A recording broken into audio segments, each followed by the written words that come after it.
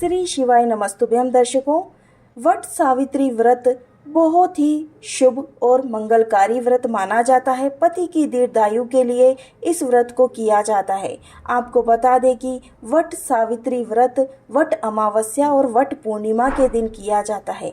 वट सावित्री व्रत ज्येष्ठ मास के कृष्ण पक्ष और शुक्ल पक्ष दोनों में आता है, यानी कि अमावस्या के दिन भी वट वृक्ष की पूजा की जाती है और पूर्णिमा के दिन भी की जाती है।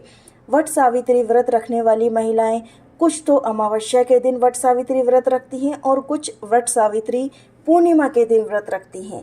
आप लोगों को बता दें कि इस दिन पति की दीर्घायु के लिए कई ऐसे उपाय भी किए जाते हैं जो वट वृक्ष के नीचे बैठकर अपने पति की लंबी आयु के लिए किए जाते हैं। धार्मिक मान्यताओं के अनुसार भी वट वृक्ष के नीचे बैठकर सती सावित्री ने अपने पति सत्यवान को दोबारा जीवित कर लिया था।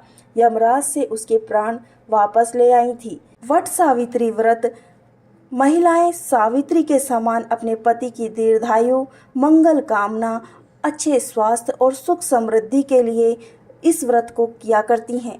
आप लोगों को बता दें कि यह सुहागिन महिला के लिए व्रत होता है और जिस तरह करवा चौथ का व्रत रखा जाता है उसी तरह वट अमावस्या और वट पूर्णिमा का व्रत रखा जाता है। इसे वट सावित्री व्रत कहा जाता है। आपको इस दिन कुछ नियम जरूर अपनाने चाहिए। वट सावित्री व्रत जो भी सुहागिन महिला इस व्रत को किया करती हैं उनके पति की दीर्घायु होती है, साथ ही उनका अच्छा स्वास्थ्य होता है। साथ ही जिस भी पति को अगर अकाल मौत आने वाली होती है तो इस व्रत को करने से उसके पति की लंबी आयु हो जाती है, अकाल मौत टल जाती है। आपको बता दें कि ज्येष्ठ अमावस्या और ज्येष्ठ पूर्णिमा को इस व्रत को रखा जाता है। व्रत रखने के नियम होते हैं वह हम आपको बता देते हैं। वट सावित्री व्रत के दिन आप सुहागिन महिलाएं ही व्रत रखें। कुंवारी कन्याएं या जिनकी सगाई वगैरह हो चुकी है वे इस व्रत को नहीं रखें। जो पतिव्रता नारी हैं वही इस व्रत को रखें। वट सावित्री व्रत के दिन आप व्रत का संकल्प सुबह ब्रह्म मुहूर्त में उठकर लें और स्नान आदि करने के बाद में स्वच्छ वस्त्र धारण करके व्रत का संकल्प लें। व्रत का संकल्प किस तरीके से लेना है वह हम आपको बता देते हैं। आप अपने हाथ में अक्षत के कुछ दाने रखें या फिर आप अपने हथेली पर वट वृक्ष का एक पत्ता और उस पर कुछ अक्षत के दाने रख कर के व्रत का संकल्प लें। सुबह सुबह व्रत का संकल्प लेने के बाद में आप इस व्रत का पालन करें। दिन भर आपको कुछ नहीं खाना है। यदि आप पूजा करने के बाद में फलाहार करना चाहती हैं तो फलाहार कर सकती हैं। अब आपको बता देते हैं कि इसमें पूजा किस विधि से होना है।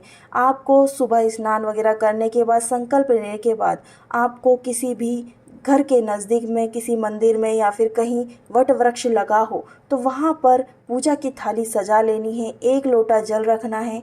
आपको अपने आप को भी सजाना है। इस दिन सुहाग का त्यौहार रहता है तो जिस तरह आप करवा चौथ का व्रत रखती हैं उसी तरह 16 श्रृंगार आप इस व्रत में भी करें, क्योंकि हर सुहागिन महिला को 16 श्रृंगार करके ही पूजा व्रत आदि करने चाहिए। इस दिन बरगद के व्रत के नीचे आप बरगद के वृक्ष के नीचे जाएं और वहाँ पर आप विधि विधान से बरगद के वृक्ष की पूजन करें। बरगद के वृक्ष में 33 कोटि देवी देवताओं के साथ में भगवान ब्रह्मा, विष्णु, महेश, माता लक्ष्मी और पार्वती माता का भी वास होता है। इस दिन आप सत्यवान और सावित्री की कहानी भी सुने। कहा जाता है कि माता सती सावित्री ने सत्यवान के प्राण, उनके पति के प्राण यमराज से छीन लिए थे। यमराज उनको मजबूर हो गए थे उनके प्राण देने को। तो आप इस व्रत को जरूर करें। आप अपने पति की लंबी आयु के लिए इस व्रत के दिन कुछ उपाय भी करें। इस व्रत को आप रखती हैं तो वट वृक्ष के नीचे बैठकर ही सत्यवान सावित्री की कहानी सुनें और साथ ही अपने हाथ में कुछ पुष्प, अक्षत, फूल रख कर के इसकी कथा सुनें और बाद में कच्चा सूत जो कि सफ़ेद कलर का आता है उसे ले लें और साथ में 108 कुछ चीज़ें रख लें। 108 चिरौंजी, 108 अक्षत के दाने या कुछ भी रख करके आप वट वृक्ष की परिक्रमा करें। जो लोग 108 परिक्रमा नहीं कर सकते वे 7 परिक्रमा कम से कम जरूर करें। और परिक्रमा करने के बाद में आप दान धर्म करना ना भूलें। किसी भी गरीब व्यक्ति को या ब्राह्मणों को आप दान जरूर करें, क्योंकि पूर्णिमा और अमावस्या दोनों को इस व्रत को रखा जाता है, तो आप दान जरूर करें। इससे आपके पितृ भी संतुष्ट होते हैं, उनकी आत्मा को शांति मिलती है। आपको इस दिन कभी भी व्रत तोड़ना नहीं चाहिए, व्रत को पूरा करना चाहिए। आपकी पूजा हो जाने के बाद में बरगद के पत्ता एक लेना है, जो कि नई नई कोपल सी आती रहती है, उसे लेकर के आपको काले चने के साथ में 7 काले चने ले लें। उन्हें आप निगल लें, निगल नहीं पाए तो चबा चबा कर खा सकते हैं, लेकिन नियम तो ये कहते हैं कि 7 चने और बरगद का छोटा सा पत्ता नई कोपल आई हुई रहती है, उसे आप निगल लें। और इसमें भोग खास करके बरगदे का लगाया जाता है, जिसे आप गुलगुले कह सकते हैं, मीठे भजिए कह सकते हैं। मीठे भजिए और पूरी का भोग लगाया जाता है। तो आप इस दिन वट सावित्री व्रत रखते हैं तो मीठे गुलगुले बना लें, उसे बरगदे कहा जाता है हमारे तरफ, तो आप खुद जानते होंगे आपकी तरफ क्या कहा जाता है, तो उनका भोग जरूर लगाएं। हो सके तो सुबह के समय ही 12 बजे के पहले पूजा संपन्न कर लें। इसके बाद आप व्रत का फलाहार ले सकती हैं और आपका व्रत अगले दिन ही खोलना है।